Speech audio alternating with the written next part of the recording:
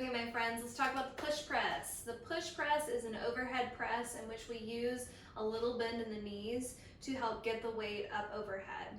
Okay, so it doesn't require as much tension and effort as a strict press does, but this variation of a press can help to build strength for your strict press. I love practicing this variation personally. So let's talk some form tips.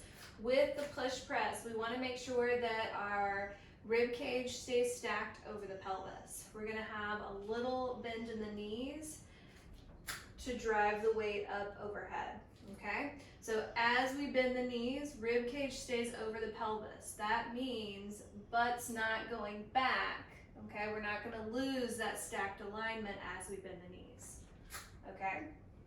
How much bend in the knees do we have? It's just like a quarter squat. It's barely a little, it's just a little drive of the knees going forward, okay? So it's not here, it's not here. That would be a squat thruster, okay? It's just a little knee dip and then drive up, okay?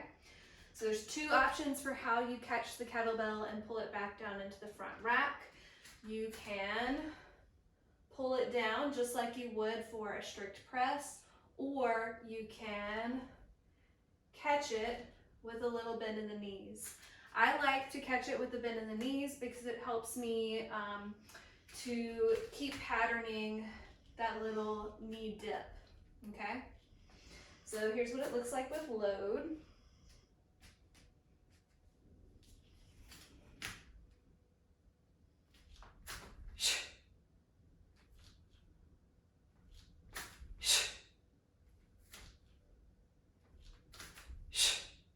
Option to pull it back.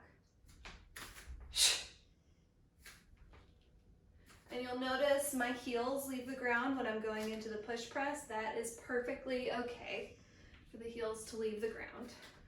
It's also okay if you want your heels to stay grounded, okay? So from the front view,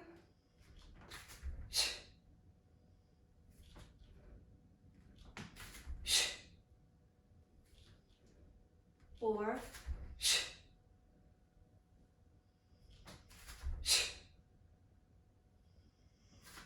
try it out. You can practice this with single kettlebells or with double kettlebells if you feel comfortable taking both arms overhead at the same time.